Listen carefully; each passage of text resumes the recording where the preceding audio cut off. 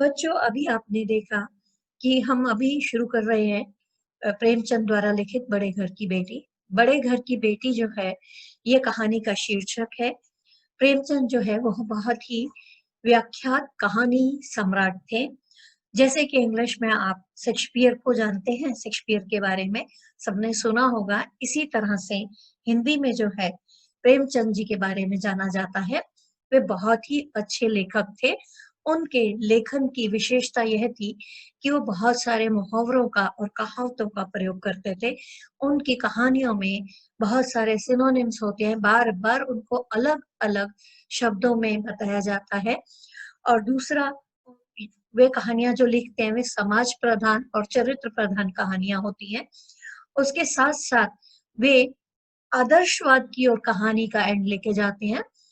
जैसे ही पारिवारिक व्यवस्था में ऊपर नीचे होता रहता है, जब पारिवारिक व्यवस्था में ऊपर नीचे होता है, तो उस ऊपर नीचे होने वाली सिचुएशन को वो आदर्शवाद की ओर मोड़ कर ले जाते हैं। अब देखिए, इसके बाद इस कहानी में जो है बड़े घर की बेटी जो में आनंदी ने अपने विवेक से अपने परिवार को टूटने से बचाया। पूरी कोशिश की उसने कि ना टूटे, और अंत में वह सफल हो जाती है। वह अपने विवेक से बिगड़ती हुई बात को संवार देती है।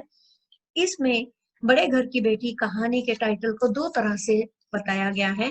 पहले कि वह बहुत ही बड़े और संपन्न परिवार से है, और उसके बाद दूसरा मीनिंग उसका क्या आ जाता है कि जब वह बिगड़ी हुई बात संभालती है, हाँ, और संभालते समय वह उसको जो भी सेक्रीफाइसेस करने पड़ते हैं वो करती है, तो उसके ससुर बोलते हैं कि इसे ही बड़े घर की बेटी कहते हैं, ऐसी ही होती हैं बड़े घर की बेटियां।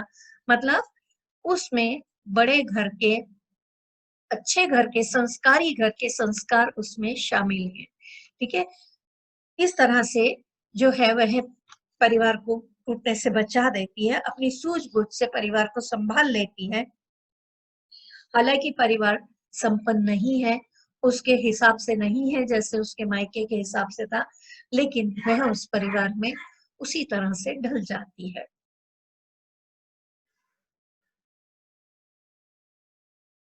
प्रेमचंद जी यथार्थवाद से आदर्शवाद की ओर चलते थे। यथार्थ मतलब जो सच्चाई है, ठीक है, सच्चाई को पकड़ के वो आदर्शवाद की तरफ मुड़ने की कोशिश करते थे। अपनी कहानियों में अपने मुख्य नायक या नायिकाओं को आदर्शवाद की ओर मोड़ देते थे, यथार्थ से कि नहीं, इसका ये भी एंडिंग होता है। अगर उनकी आप कहानियां पढ़ें तो उसमें पता चलता है कि कुछ हम सोचते हैं, जैसे हम कहानी पढ़ रहे हैं तो हम सोचते हैं कि इसका एंड ये हो सकता है, लेकिन उनके हिसाब से उसका एंड वो होगा जो यथार्थवाद से आदर्शवाद की ओर चलेगा। आदर्श, यथार्थ मीन्स रियलिटी, कि फैमिली की रियलिटी क्या है, और उसमें फिर वो एंडिंग किधर जा रही है, आदर्शवाद की ओर जा रही है। ठीक है, अभी देखो, इन्होंने बहुत सारे मुहावरों का प्रयोग किया है जो कि मैं अभी आपको बताऊंगी। जैसे कि अपनी खिचड़ी अलग पकाना, अलग हो जाना, पिंड छुड़वाना, पीछे छुड़वाना, मजा चखाना, सबक सिखाना, मुंह लगाना, बात करना, आग लगाना, झगड़ा करवाना, पलक न झपकाना, एक टक देखते रहना, मतलब रात भर सो न पाना। इसका इसमें प्रयोग किया गया है। आड़े हाथों लेना, खरी खरी खोटी सुनाना, ताड़ जाना, बात का अंदाजा लगा लेना, सिर चढ़ाना, लाड प्यार में बिगाड़ देना, या बहुत ज्यादा सिर चढ़ाना, लाड प्यार करना, बहुत ज्यादा लाड प्यार करना किसी को। उसके बाद अगला आता है खून का घूंट पीना, गुस्से को पी जाना, मन का मैल धोना, पश्चाताप करना, हाथ साफ करना, चोरी करना, हाथी मरा भी तो 9 लाख का, बहुत अधिक कीमती चीज, बहुत अधिक कीमती होना। उसके बाद सिर चढ़ाना, लाड प्यार से बिगाड़ देना, आंख लाल होना, गुस्सा आना। ठीक है, अब देखिए, उन्होंने आग में घी का काम करना मतलब गुस्से को भड़काना। अब देखिए, इसमें एक शब्द है जिस पर काफी जोर दिया जाता है, कीर्ति स्तंभ। ठीक है, कीर्ति मतलब फेमस व्याख्या, किसी चीज को बहुत प्रसिद्ध होना। स्तंभ मतलब पिलर्स, ठीक है। तो कीर्ति स्तंभ क्या हुआ कि ऐसी चीजें जो उनको प्रसिद्ध करने के लिए स्तंभ का काम कर रही थी। अब उनके जो बुजुर्ग थे, जो उनके दादा परदादा थे, उन्होंने कीर्ति स्तंभ बनाए। कीर्ति स्तंभ बनाना मतलब उन्होंने ऐसे काम किए जिससे कि वे सालों साल तक याद किए जा सके। चलिए आगे अभी मैं आपके साथ शेयर करती हूँ। अब देखिए, बड़े घर की बेटी मुंशी प्रेमचंद जी द्वारा लिखी गई कहानी। इसका शीर्षक जो है, जैसे मैंने आपको बताया, काफी चरितार्थ है, काफी सही है इस कहानी के हिसाब से। आरंभ से लेके अंत तक बड़े घर की बेटी की चर्चा होती है अलग अलग संदर्भ में। देखिए, वैनी माधव सिंह गौरीपुर गांव के जमींदार और नंबरदार थे। उनके पितामह किसी समय बड़े धन धान्य से संपन्न थे। अब बैनी माधव सिंह क्या थे? गौरीपुर गांव के रहने वाले थे और जमींदार थे। और उनके पितामह, पितामह मतलब दादाजी, जो किसी समय बड़े धन धान्य से संपन्न थे। धन धान्य मतलब अच्छे पैसे वाले थे। गांव का पक्का तालाब और मंदिर, जिसकी अब मुरम्मत कराना भी मुश्किल, उन्हीं के कीर्ति स्तंभ थे। मतलब वो इतने अमीर थे कि उन्होंने गांव में पक्का तालाब और मंदिर बनवा रखा था, जो जो कि आज के हालात में जो बैनी माधव सिंह थे वो उसकी मरम्मत भी नहीं करा सकते थे। उनके पास इतना पैसा नहीं था। और ये उनके कीर्ति स्तंभ थे, मतलब उनकी प्रसिद्धि के कारण थे ये चीजें। बैनी माधव सिंह अपनी आधी से अधिक संपत्ति वकीलों को भेंट कर चुके थे। अब उनका कोई चल रहा होगा, खासकर ये जमींदार जो है, इनका कुछ लड़ाई झगड़ा चलता रहता है, तो उनका कुछ चल रहा था, तो जिसमें वह आधी से अधिक संपत्ति जो है, अपना पैसा जमीन बेच के इनके वकीलों को दे चुके थे पैसे। उनकी वर्तमान आय 1,000 वार्षिक से अधिक नहीं थी। वार्षिक में सालाना, एक वर्ष में 1,000 रुपए एक वर्ष में उनकी आय थी। ठाकुर साहब के दो बेटे थे। बड़े का नाम श्रीकंठ सिंह था। उसने बहुत दिनों के परिश्रम और उद्योग के बाद बीए की डिग्री प्राप्त की थी। अब ठाकुर साहब के दो बेटे थे, श्रीकंठ और लाल बिहारी, ठीक है। अब इसमें जो बड़ा वाला है श्रीकंठ, वो पढ़ा लिखा है, उसने बीए की डिग्री प्राप्त की है बड़े परिश्रम से, मेहनत से। अब एक दफ्तर में नौकर था और वो अब इस समय कहीं जॉब कर रहा था, किसी ऑफिस में। दफ्तर में ऑफिस। छोटा लड़का लाल बिहारी सिंह दोहरे बदन का सजीला जवान था। छोटा लड़का जो था वो काफी हेल्दी था, काफी सजीला जवान मतलब हैंडसम यंग मैन था। भरा हुआ मुखड़ा, चेहरा जो था उसका भरा हुआ था, और चौड़ी छाती, छाती जो थी काफी चौड़ी थी। भैंस का दूध से ताजा दूध में सवेरे उठकर पी जाता था। अब वो अपना हेल्थ कॉन्शियस बहुत ज्यादा था, तो वो जो है सुबह सुबह 2 लीटर भैंस का दूध पी जाया करता था। श्रीकंठ सिंह की दशा बिल्कुल विपरीत थी। अब श्रीकंठ सिंह जो है वो अपने भाई से बिल्कुल अलग दिखाई देते हैं, विपरीत दिखाई देते हैं। इन नेत्र प्रिय गुणों को बीए इन्हीं 2 अक्षरों पर नौछावर कर दिया था। नौछावर कर दिया था मतलब बलिदान कर दिया था। इन 2 अक्षरों ने उनके शरीर को निर्बल और चेहरे को क्रांतिहीन बना दिया था। अब देखिए, यहाँ पर श्रीकंठ सिंह के चरित्र चित्रण के कुछ पॉइंट्स दिए गए हैं, ऊपर लाल बिहारी के दिए गए थे कि श्रीकंठ सिंह जो है बीए उन्होंने प्राप्त की है, लेकिन उनको चश्मा लग गया है। नेत्र प्रिय गुणों को मतलब अपनी आंखों को वो इन 2 अक्षरों के ऊपर नौछावर कर चुके थे, मतलब अपना आंखों को वो बलिदान कर चुके थे इन 2 अक्षरों पर। अब देखिए, और जो इनका शरीर जो था, फिजिकली ये कैसे दिखते थे? शरीर जो था इनका दुबला पतला था, निर्मल था, और चेहरा जो था सॉरी, क्रांतिहीन था, मतलब चमक नहीं थी चेहरे पर। श्रीकंठ इस अंग्रेजी डिग्री के अधिपति होने पर भी, अधिपति मतलब मालिक, इस डिग्री के मालिक होने पर भी, इस डिग्री को प्राप्त करने के बाद भी पाश्चात्य सामाजिक प्रथाओं के विशेष प्रेमी नहीं थे। पाश्चात्य समाज मतलब जो पाश्चात्य समाज का जो सेटअप है, जैसे कि न्यूक्लियर फैमिली, हाँ, पार्टीज, इस तरह की चीजों के वो फेवर में नहीं थे। बिल्कुल इन प्रथाओं के, इन रिचुअल्स के वो बिल्कुल फेवर में नहीं थे, प्रेमी नहीं थे, बल्कि वे बहुधा बड़े जोर से उसकी निंदा और तिरस्कार करते थे। लेकिन वे बहुत जोर से जो है अपने इन सब चीजों की निंदा करते थे, इंसल्ट करते थे, तिरस्कार करते थे, इसको डिनाई करते थे, इन चीजों को पसंद नहीं करते थे। दशहरे के दिनों में वे बड़े उत्साह से रामलीला में सम्मिलित होते और स्वयं किसी न किसी पात्र का अभिनय करते थे। अब दशहरे के दिनों में हमारी एक सामाजिक प्रथा है कि जिन दिनों दशहरा होता है, दशहरे से पहले रामलीला शुरू हो जाती है। रामलीला जो है हर साल गांव में, गांव साइड में स्टेज पर खेली जाती है।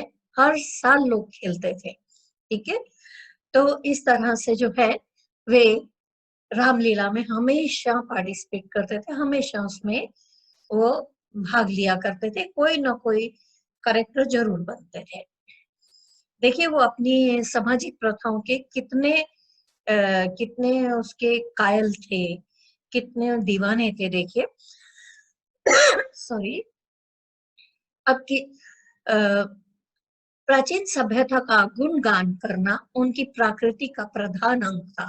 प्रकृति मतलब नेचर, मेन नेचर उनका क्या था कि वो अपनी सभ्यता के, अपनी जो पुरानी सभ्यता, जो अपना पुराना सिस्टम चला आ रहा है, चाहे आप जॉइंट फैमिली कहिए, चाहे आप एक साथ बैठ के हुक्का पानी पीना कहिए, या एक दूसरे का ध्यान रखना कहिए, जो भी है, इन सब के जो है वो बहुत अच्छे से इनके गुणगान करने वालों में से थे, इनके उपासक थे, ठीक है। सम्मिलित कुटुंब के तो वे एकमात्र उपासक थे। सम्मिलित कुटुंब मतलब आजकल न्यूक्लियर फैमिली चल रही है, इसको सम्मिलित कुटुंब को जॉइंट फैमिली कहते हैं। जॉइंट फैमिली के वो जो थे, क्या थे, उपासक थे। मतलब वो जो बहुत स्ट्रांगली जो है जॉइंट फैमिली की तरफ थे, वो जॉइंट फैमिली पसंद करते थे, ठीक है। उनको बिल्कुल पसंद नहीं था कि न्यूक्लियर फैमिलीज हो, मतलब एकल फैमिली हो। एकल फैमिली में कौन कौन होता है, हस्बैंड, वाइफ और बच्चे। और जॉइंट फैमिली में ये देखिए मैंने आपको तस्वीर दिखाई है, दादा दादी, माँ, पिता और बच्चे, इसको जॉइंट फैमिली बोलते हैं। और इसमें चाचा चाची भी हो सकते हैं, ताया ताई भी हो सकते हैं, ठीक है। सो इसको जॉइंट फैमिली कहा जाता है। और जहाँ केवल और केवल माँ बाप और बच्चे होते हैं उसको एकल परिवार कहा जाता है। अब देखिए इन प्राचीन सभ्यता का गुणगान उनकी प्रकृति का प्रधान अंग था। सम्मिलित कुटुंब के तो वे एकमात्र उपासक थे। आजकल स्त्रियों को कुटुंब में मिलजुल कर रहने की जो अरुचि होती है, उसे वह जाति और देश दोनों के लिए हानिकारक समझते थे। अब श्रीकंठ जो है पसंद नहीं करते थे कि औरतें जो है परिवार में अलगाव पैदा करे और सब अलग अलग हो जाए, ऐसा वो लोग पसंद नहीं करते थे। और वो भी इस बात को बिल्कुल पसंद नहीं करते थे, ठीक है। और वो इस चीज के सख्त खिलाफ थे। उनका ये कहना था कि ये चीजें जो है हमारे देश के लिए और हमारी जाति के लिए बहुत ज्यादा हानिकारक है। हानिकारक मीन्स नुकसानदायक है। यही कारण था कि गांव की ललनाएं उनकी निंदक थी। ललनाएं मतलब बहुएं। यही वजह थी कि गांव की बहुएं जो थी वो उनकी निंदा करती थी, बुराई करती थी। कोई कोई तो उन्हें अपना शत्रु समझने में भी संकोच नहीं करती थी। अब कोई कोई जो थी वो ये समझती थी कि ये इंसान तो मेरा शत्रु ही है, ठीक है। वो बिल्कुल भी इस बारे में जरा भी संकोच नहीं करती थी, वो मानती थी कि ये मेरा शत्रु है। स्वयं उनकी पत्नी को इस विषय में उनसे विरोध था। उनकी पत्नी स्वयं इस विषय में उनसे अलग थी, उसकी सोच अलग थी। वह इसलिए नहीं कि उसे अपने सास ससुर देवर या जेठ आदि से घृणा थी, बल्कि उसका विचार था कि यदि बहू कुछ सहने पर भी परिवार के साथ निर्वाह ना हो सके तो आए दिन के कलह से अपनी खिचड़ी अलग अलग हो जाना ही अच्छा है, अपनी खिचड़ी अलग पकाना ही अच्छा है। अब उसे वो क्या लगता था उसे कि अगर जो ये बात है कि एक साथ नहीं रह पा रहे हैं, बार बार झगड़ा हो रहा है, तो बेहतर है कि अलग रहा जाए। ऐसा नहीं था, वो ऐसा कभी नहीं सोचते थे कि उसको अपने ससुराल में किसी से उसको नफरत थी या ऐसा ऐसा कुछ नहीं था। केवल उसका यही कहना था कि अगर नहीं जम रही है तो अलग हो जाओ। ठीक है, अब चलिए आगे देखते हैं अगले उसमें, अगली स्लाइड में। अब देखिए, जीवन को नष्ट करने से बेहद अच्छा है कि अपनी खिचड़ी अलग पकाई जाए। मतलब अगर झगड़ा हो ही रहा है तो जीवन को क्यों नष्ट करना है, अपने अलग हो जाओ। आनंदी एक, अब यहाँ से देखिए आनंदी के चरित्र चित्रण का आरंभ हो गया। अभी तक आप क्या सुन रहे थे, श्रीकंठ के चरित्र चित्रण का, उनकी विशेषताएं सुन रहे थे। वो एक एक पॉइंट मैं आपको दूंगी, वो पॉइंट आपने एलोबरेट करना है। अभी सुनते हुए ध्यान से सुनो कि मैं किस किस कैरेक्टर के बारे में आपको कहाँ कहाँ बता रही हूँ। अब इस पैराग्राफ से आनंदी का चरित्र चित्रण शुरू हो जाता है। आनंदी एक बड़े उच्च कुल की लड़की थी। उसके बाप एक छोटी सी रियासत के तालुकेदार थे, सॉरी, उसके बाप एक छोटी सी रियासत के तालुकेदार थे। तालुकेदार मतलब बड़े जमींदार। अब आनंदी जो है बड़े अमीर घराने से थी। पिता जो थे वो काफी बड़े जमींदार थे। विशाल भवन, एक हाथी, 3 कुत्ते, झाड़ फनूस। मैं उसके घर में ऑनरेरी मजिस्ट्रेट और ऋण। अब देखिए उसके घर में क्या क्या चीजें थी। एक बहुत बड़ा उसका घर था, भवन था। उसमें एक हाथी था, 3 कुत्ते थे, झाड़ फनूस। झाड़ फनूस क्या होता है, झूमर। ठीक है, झाड़ फनूस को क्या बोलते हैं, झूमर बोलते हैं। ऑनररी मजिस्ट्रेट, ऑनररी मजिस्ट्रेट क्या होता है कि जिसको ऑनर में ये मजिस्ट्रेट की उपाधि मिली हो। पहले ऐसा होता था कि कुछ उपाधियां जो है ऑनर में दी जाती थी, वो इंसान एक्चुअल होता नहीं था लेकिन उसको ऑनर दिया जाता था इस चीज का। और ऋण, और क्या था, ऋण। तो जो एक बहुत बड़े जमींदार की पहचान है, वो सारे के सारे वहां पर वो गुण खुद विद्यमान थे। जो एक प्रतिष्ठित तालुकेदार के योग्य पदार्थ है, सभी वहां यहाँ विद्यमान थे। अब देखिए, एक तालुकेदार मतलब एक बड़े जमींदार के लिए जो योग्य पदार्थ है, वो सारे के सारे वहां पर विद्यमान थे। मतलब वो सारे गुण जो थे उसमें थे।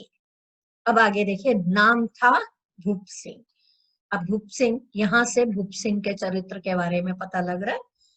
ठीक है, ये ऊपर 2 लाइनें जो थी, 2 से 3 लाइनें जो थी, वो आनंदी के बारे में बताया जा रहा था। उसके बाद जो है वो भूप सिंह के बारे में बताया जा रहा है। अब आगे देखिए, भूप सिंह बड़े उदार चित्त और प्रतिभाशाली पुरुष थे।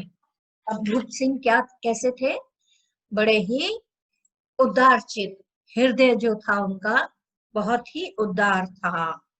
ठीक है, और प्रतिभाशाली मतलब वेरी टैलेंटेड, प्रतिभाशाली मतलब टैलेंटेड पुरुष थे। पर दुर्भाग्य से लड़की एक भी न थी। पर दुर्भाग्य देखिए, उस समय क्या होता था कि दुर्भाग्य से, सॉरी, लड़का एक भी ना था। लड़का मतलब बेटा, वारिस होना बड़ा अनिवार्य माना जाता था उस समय। तो ये बड़े दुर्भाग्य की बात कही जाती थी अगर परिवार में बेटा नहीं है। ठीक है, तो वो बोलते हैं कि दुर्भाग्य से लड़का एक भी न था। आनंदी चौथी लड़की थी। अब उनको बेटा कोई नहीं था, लेकिन बेटी जो थी वो चौथी बेटी थी आनंदी। वह अपनी सब बहनों से अधिक रूपवती और गुणवती थी। वो लड़की जो है बहुत सुंदर थी। रूपवती मतलब सुंदर, गुणवती मतलब टैलेंटेड। बहुत टैलेंट था उस लड़की में और बहुत सुंदर दिखती थी। इससे ठाकुर भूप सिंह उसे बहुत प्यार करते थे। और ये वजह थी कि ठाकुर भूप सिंह जो है उसे बहुत प्यार करते थे। सुंदर संतान को कदाचित उसके माता पिता भी अधिक चाहते हैं। अगर संतान सुंदर होती है, खूबसूरत होती है, प्यारी दिखती है, तो माता पिता भी उसे और प्यार करते हैं। ठाकुर साहब बड़े धर्म संकट में थे कि आनंदी का विवाह कहाँ करें। अब ठाकुर साहब बहुत सोच विचार में पड़े हुए थे। धर्म संकट में मतलब बहुत ज्यादा सोच विचार में पड़े रहे ना, कि आनंदी की शादी कहाँ की जाए। ना तो यही चाहते थे कि ऋण का बोझ बढ़े, और ना यही स्वीकार था कि उसे अपने को भाग्यहीन समझना पड़े। अब वो ये भी नहीं चाहते थे कि ऋण बढ़े, और ना ये भी नहीं चाहते थे कि कुछ ऐसा हो जाए कि आनंदी अपने आप को भाग्यहीन समझे। ठीक है, अब देखिए आगे। अ, ठाकुर साहब हाँ, उसे अपने हाँ, एक दिन श्रीकंठ, अब उसे भाग्यहीन ना समझना, वो नहीं चाहते थे कि आनंदी की शादी में कहीं ऐसी जगह करूं, कर्ज ना लूं, बिना कर्ज के शादी करूं, और ऐसी जगह कर दूं जिसकी वजह से आनंदी जो है अपने आप को भाग्यहीन समझे, और वो और कर्ज भी नहीं लेना चाहते थे। अब देखिए, एक दिन कंठ सिंह उनके पास किसी चंदे का रुपया मांगने आए। चंदे का रुपया मतलब क्या होता है कि जैसे कोई रामलीला होती है तो रामलीला के लिए जो पैसा खर्च होता है, तो वो पैसा जो है आमतौर पे यंगस्टर जो होते हैं, गांव के जवान लड़के जो होते हैं, वो जगह जगह से मांगते हैं, पर्ची पे काटते हैं कि इतने रुपए हमने लिए इस चंदे के लिए, ठीक है, इस चीज के लिए, तो उसको चंदा बोलते हैं।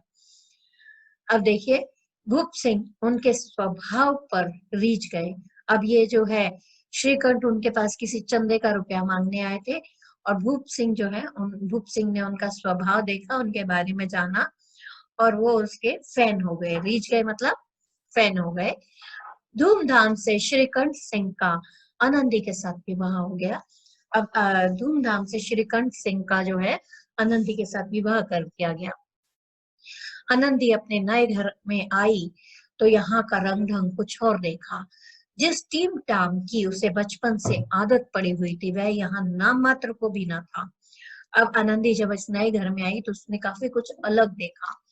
जिस तरह के शानो शौकत की बना, टीम टाम में शानो शौकत या बनाव श्रृंगार कि उसे बचपन से, छोटेपन से आदत थी, वो यहाँ था ही नहीं। हाथी घोड़ों का तो कहना ही क्या, कोई सजी हुई सुंदर बेली तक नहीं थी। बेली मतलब कोई छोटा सा कमरा तक कोई सजा हुआ नहीं था। हाथी घोड़ों की तो बात ही छोड़ दो। रेशमी स्लीपर साथ लाई थी, पर यहाँ बाग कहाँ जहां मैं सैर करती थी, और रेशमी स्लीपर लेकर आई, पर यहाँ कहीं बाग ही नहीं है, कहाँ पे वो घूमने जाएगी, पॉसिबल ही नहीं था उसके लिए। अब देखिए, मकान में खिड़कियां तक ना थी, न जमीन पर फर्श, न दीवार पर तस्वीरें, बस वह एक सीधा सादा देहाती गृहस्थ का मकान था। किंतु आनंदी ने थोड़े दिनों में ही अपने आप को इस नई परिस्थिति में ऐसा अनुकूल बना लिया कि मानो विलास के समान कभी देखे ही ना थे। अब देखिए, जब जमीन ना फर्श था, ना दीवारें थी, ना दीवारें थी लेकिन दीवारों पर कोई तस्वीर नहीं थी, एक सीधा सादा एक गांव का घर था। लेकिन आनंदी ने, वो इतने बड़े घर से आई थी, बहुत उसकी हवेली थी, बहुत बड़ी भवन था, बहुत सारी चीजें थी, लेकिन यहाँ पर बिल्कुल उसके अपोजिट कुछ भी नहीं था। तो लेकिन उसने अपने आप को इन परिस्थितियों में इस तरह से ढाल लिया कि कोई कह ही नहीं सकता था कि वो इतने बड़े घर से आई है। मानव विलासता का सामान उसने कभी देखा ही ना हो। मतलब उसको देख के ऐसा लगता था कि उसने कभी ये बड़ी बड़ी चीजें देखी ही नहीं है। एक दिन दोपहर के समय लाल बिहारी सिंह दो चिड़िया लिए हुए आया और धावत से बोला, जल्दी से पका दो, मुझे भूख लगी है। आनंदी भोजन बनाकर उसकी राह देख रही थी। अब वह नया व्यंजन बनाने बैठी। अब देखिए यहाँ पर एक दिन दोपहर के समय लाल बिहारी जो है, उसका देवर जो है, दो चिड़िया मार के लाया। वो खाने का बहुत शौकीन था, तो उसको मांस खाना था, इसलिए वो चिड़िया मार के लाया और भावच से बोलता है भाभी से कि इन्हें जल्दी से पका दो, मुझे बहुत भूख लगी है। अब आनंदी बेचारी पहले ही खाना वाना बनाकर बैठी हुई है। अब देखिए, अब उसको नए सिरे से ये बनाना पड़ रहा है। थोड़ी दिनों सॉरी आनंदी भोजन बनाकर बेचारी बैठी थी और उसकी राह देख रही थी कि वो कब आएगा और वो खाना परोसेगी। अब वो नया व्यंजन बनाने लगी। हांडी, हांडी मतलब एक मिट्टी का बर्तन। मिट्टी के बर्तन को हम हांडी कहते हैं। मिट्टी के बर्तन में देखा तो पाव भर घी था, थोड़ा सा ही घी था। बड़े घर की बेटी किफायत क्या जाने। किफायत मतलब बचत। अब बड़े घर की बेटी है, एक व्यंग्य रूप में कहा गया है कि बड़े घर की बेटी है, बचत कहाँ से आएगी। उसने सब घी जो है मांस में डाल दिया। अब उसने तो इस पॉइंट ऑफ व्यू से डाला कि और स्वाद बनेगा मांस, खुला घी डालो। अब देखिए, लाल बिहारी खाने बैठा तो दाल में घी ना था, बोला दाल में घी क्यों नहीं छोड़ा। अब देखिए, उसने सारा घी जो है मांस में डाल दिया। अब दाल में घी छोड़ने के लिए घी नहीं बचा, तो लाल बिहारी खाने के लिए बैठता है तो दाल में घी ना देखकर पूछता है कि भाई दाल में घी क्यों नहीं तुमने डाला। अब देखिए आगे क्या होता है। अब देखिए, इसमें कुछ स्मरणीय बिंदु बताए गए हैं पेज नंबर 32 और 33 से। चरित्र प्रधान संयुक्त प्रणाली मतलब इस समय जो प्रणाली उस समय चल रही थी वो संयुक्त परिवार के थे। और यह कहानी जो है बेसिकली चरित्र प्रधान है और संयुक्त परिवार के बारे में है। और उसके साथ ही यह यथार्थ से आदर्शवाद की ओर आपको लेकर जा रही है। उसके बाद बैनी माधव सिंह गौरीपुर के जमींदार। बैनी माधव सिंह जो थे वो गौरीपुर के जमींदार थे, ये आप पढ़ चुके हो। उसके उनके पितामह धन धान्य से संपन्न थे। उनकी वर्तमान आय 1000 वार्षिक थी। ठाकुर साहब के 2 बेटे थे। बड़ा बेटा श्रीकंठ, छोटा लाल बिहारी। श्रीकंठ ने बीए की डिग्री प्राप्त की थी, चेहरा क्रांतिहीन और शरीर कमजोर। छोटा बेटा लाल बिहारी अनपढ़ लेकिन सजीला जवान, 2 सेर दूध सुबह उठकर पी जाता था। आनंदी उच्च कुल की बेटी थी, पिता का नाम भूप सिंह था और बड़े जमींदार थे। और सबसे बड़ी विशेषता आनंदी की कि वह अपने आप को परिस्थितियों के अनुकूल ढालने वाली लड़की थी। अब देखिए, ये सारे के सारे पॉइंट्स जो है आपके पास पेज नंबर 32 और 33 से कंटिन्यू होंगे। ठीक है, मुख्य पॉइंट है उसके। आगे चलते हैं। आनंदी ने कहा, घी सब मांस में पड़ गया। लाल बिहारी जोर से बोला, अभी परसों घी आया और इतनी जल्दी उठ भी गया। मतलब आनंदी जो थी वो थोड़ा चीज स्वादिष्ट बनाने के लिए, अच्छी बनाने के लिए उसने उसमें घी डाला और लाल बिहारी को दाल में घी नहीं मिला तो इसलिए वह चिल्लाना शुरू हो गया कि अभी परसों तो घी आया था घर में और इतनी जल्दी खत्म भी हो गया, ऐसे कैसे हो सकता है। आनंदी ने उत्तर दिया, आज तो कुछ पाव भर रहा होगा, वह सब मैंने मांस में डाल दिया। तो आनंदी ने आराम से उत्तर देती आनंदी कि पाव भर रहा होगा कुछ और वो सारा जो है मैंने मांस में डाल दिया, खाना बनाते हुए उसमें डाल दिया। जिस तरह सूखी लकड़ी जल्दी से जल उठती है उसी तरह क्षुधा से बावला मनुष्य जरा जरा सी बात पर तिनक जाता है। मतलब देखो, एक भूखे इंसान को सूखी लकड़ी के साथ लेखक ने कंपैरिजन किया है कि जैसे एक सूखी लकड़ी जिसमें नमी नहीं होती, जिसमें आर्द्रता नहीं होती, नमी नहीं होती, वह जल्दी से जल उठती है। इसी तरह क्षुधा से बावला, क्षुधा मतलब भूख से, बावला मतलब पागल। भूख से पागल व्यक्ति छोटी छोटी बात पर तिनक जाता है, चिढ़ जाता है, गुस्सा हो जाता है। लाल बिहारी को भावच की यह ढिठाई बहुत बुरी मालूम हुई। अब लाल बिहारी को अपनी भावच की ये जो ढीठपन था, ये जो बदतमीजी उसको लगी, बहुत बुरा लगा कि मेरी भाभी, मेरी भावच जो है मेरे सामने कैसे ऐसे जवाब दे सकती है मुझे। अब देखिए, तिनक कर बोला। तिनक कर मतलब चिढ़ कर, तैश में आकर, मैं के मैं तो जैसे घी की नदियां बहती हूँ। मतलब ऐसे बात कर रही है, मायके में तो जैसे घी की नदियां बह रही हूँ। स्त्री गालियां सह लेती है, मर भी सह लेती है, पर उससे मैके की निंदा नहीं सही जाती। अब औरत जो है मार भी सह लेती है, गाली भी सह लेती है, सब सह लेती है, लेकिन उससे उसके मायके की अगर कोई निंदा करे तो वो नहीं सहन कर सकती, उसे पसंद नहीं। आनंदी मुंह फेर कर बोली, हाथी मरा भी तो 9 लाख का। अब आनंदी जो है आगे से मुंह फेर कर जवाब देती है कि अगर हाथी मर भी जाए तो भी उसकी कीमत 9 लाख है, मतलब तो भी वो बहुमूल्य है, ऐसा नहीं कि फ्री में जा रहा है। अब इस वाक्य का क्या कहना है, इस मुहावरे में इसका अर्थ क्या है?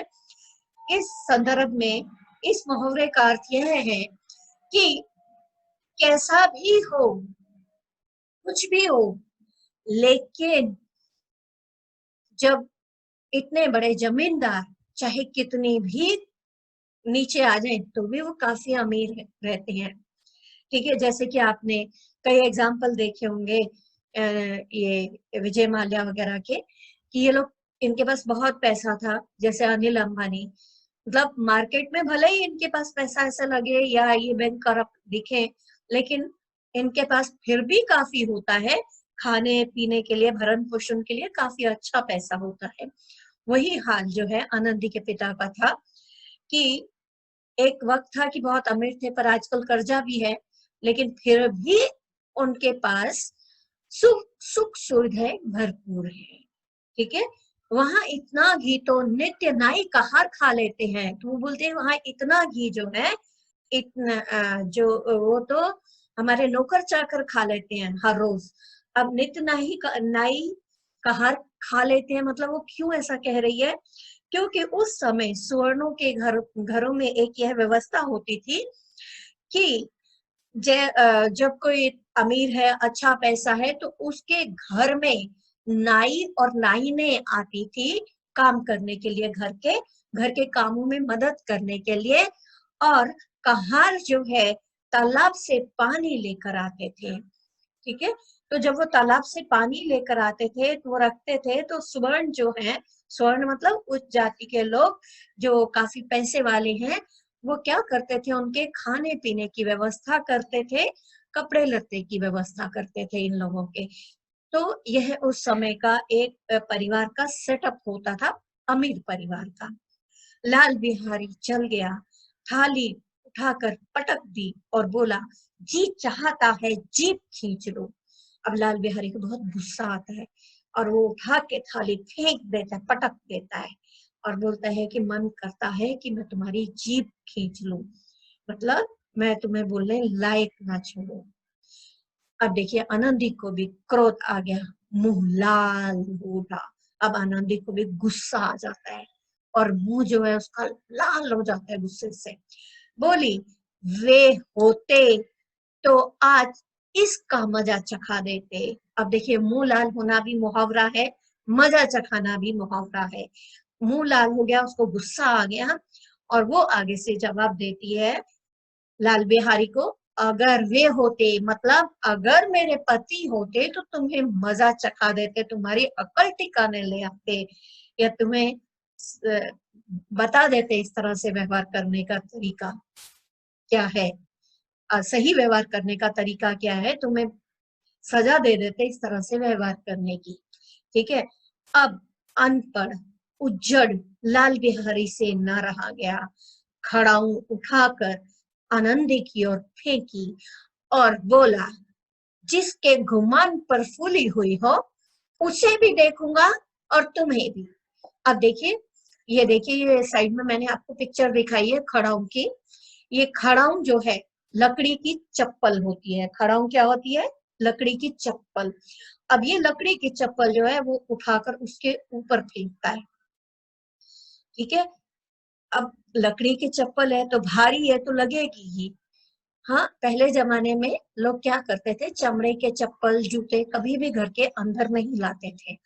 वो घर के बाहर जो है, जैसे ही आप घर के अंदर वो एंटर करते थे, एक जगह बनी होती थी कमरे की तरह, उसमें साइड में जूते वगैरह रखने की जगह होती थी। उसके बाद उनका मेन पूरा घर शुरू होता था।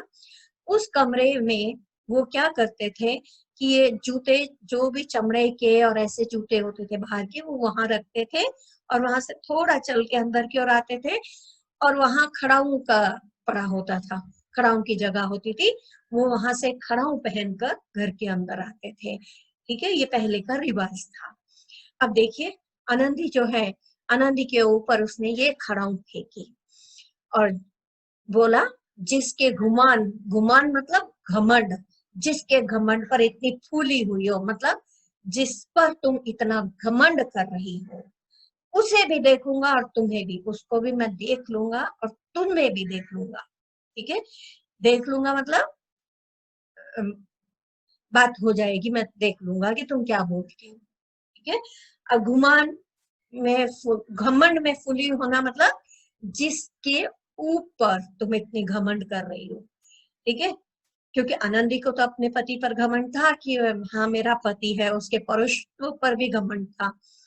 तो वो तो बोलती है कि वो आएंगे तो फिर लगेगा पता तुम्हें। तो बोलता है जिसके घमंड, मैं देख लूंगा, वो आएंगे तो मैं भी समझ लूंगा बात। अब आगे देखो, आनंदी ने हाथ से खड़ाऊ रोकी, सिर बच गया पर उंगली में काफी चोट आई। अब आनंदी ने जैसे ही खड़ाऊ रोकती है आनंदी, तो उसका सर तो बच जाता है, ऐसे करके रोकती है, सर तो बच जाता है, लेकिन उंगली पर जो है काफी चोट आ गई। क्रोध के मारे, अब क्रोध के मारे मतलब गुस्से के मारे, हवा से हिलते हुए पत्ते की भांति कांपती हुई अपने कमरे में आकर खड़ी हो गई।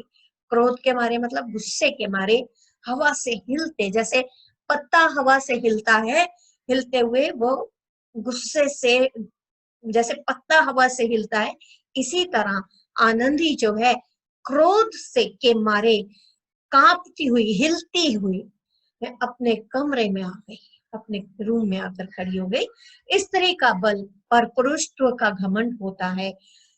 आनंदी खून का घूंट पीकर रह गई। स्त्री का बल जो है, देखिए स्त्री जो है इतनी बलशाली नहीं होती कि वह पुरुष का फिजिकली मुकाबला कर पाए, लेकिन स्त्री का जो बल होता है वो उसका पति होता है और उसके पति का पुरुषत्व होता है। ठीक है, वो उस पर, उसको घमंड होता है कि हाँ मेरा पति ताकतवर है, मेरा पति ऐसा है। ठीक है, अब आनंदी का पति वहां नहीं था, इसलिए वह थोड़ा डिस्टर्ब हो गई और खून का घूंट, मतलब खून का घूंट, अगेन मुहावरे का प्रयोग किया गया है।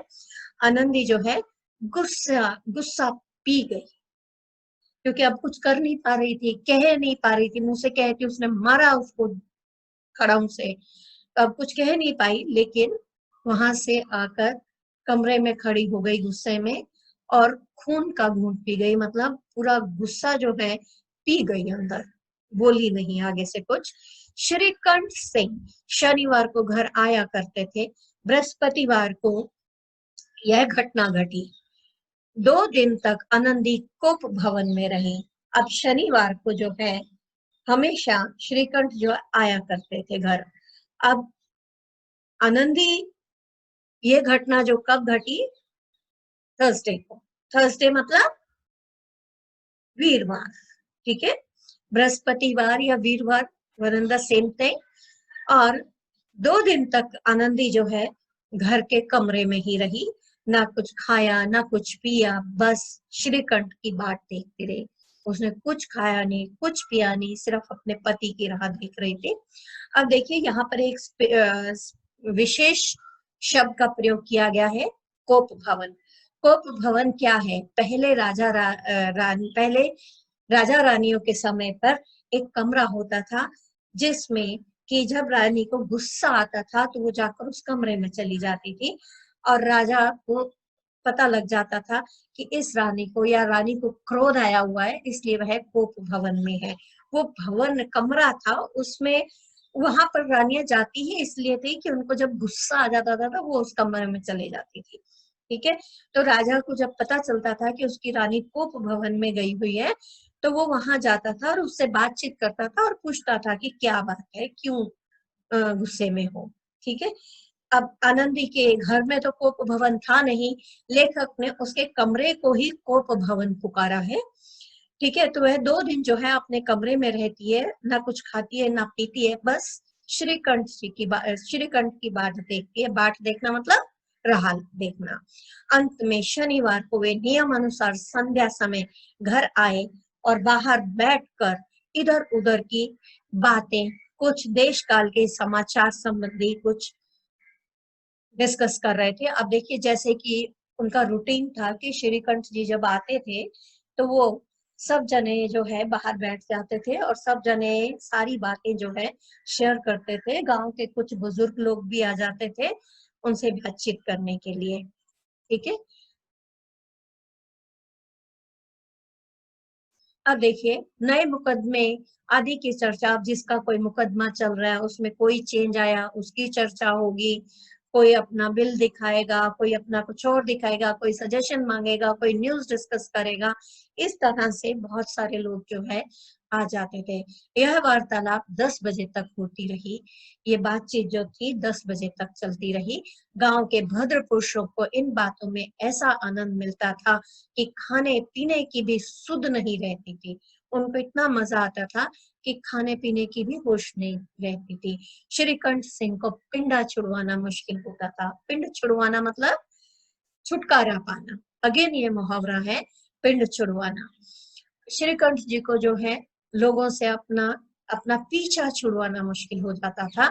ये 2-3 घंटे आनंदी के बड़े कष्ट से कटे। अब ये 2-3 घंटे जो थे आनंदी के बहुत कष्ट से कटे, बहुत तकलीफ में गुजरे। अब देखिए किसी तरह भोजन का समय आया, पंचायत उठ गई। अब किसी तरह डिनर का समय, रात का भोजन है, डिनर का समय आता है और पंचायत उठ गई। अब एकांत हुआ तो लाल बिहारी ने कहा, भैया आप जरा भाभी को समझा दीजिए कि मुंह संभाल कर बात किया करे, नहीं तो एक दिन अनर्थ हो जाएगा। अब वो अपने भाई से बोलता है कि आप भाभी को समझा दो कि वह जरा तमीज से बात किया करे मेरे से। मुंह संभाल के बात करना मतलब थोड़ा तमीज से बात करो करे, नहीं तो किसी दिन कुछ अनहोनी हो जाएगी। अनर्थ हो जाएगा मतलब कुछ अनहोनी हो जाएगी। बैनी माधव सिंह ने बेटे की ओर से साक्षी की, हाँ बहू बेटियों का यह स्वभाव अच्छा नहीं कि मर्दों के मुंह लगे। अब वो कहते हैं कि बहू बेटियों का ये स्वभाव ठीक नहीं है कि वो आदमियों के मुंह लगे, आदमियों से ज्यादा बातचीत करें इस मामले में। देखिए उन्होंने बेनी माधव को अपनी बहू की साइड लेनी चाहिए थी क्योंकि बेटे की गलती थी, लेकिन उन्होंने ऐसा नहीं किया। उन्होंने अपने बेटे की ही साइड ली। अब देखिए आगे लाल बिहारी बोला, वे बड़े घर की बेटी है तो हम भी कोई कुर्मी का हार नहीं है, मतलब हम भी कोई नौकर चाकर के बच्चे नहीं है। कुर्मी का हार मतलब नौकर के बच्चे।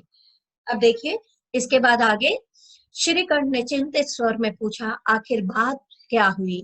लाल बिहारी ने कहा, कुछ नहीं, यूं ही आपे आप उलझ पड़ी, मैके के सामने हमें कुछ समझती ही नहीं।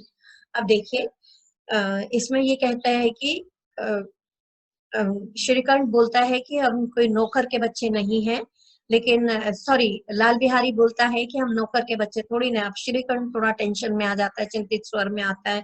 लाल बिहारी से पूछता है कि आखिर बात क्या हुई, क्या हुआ क्या है?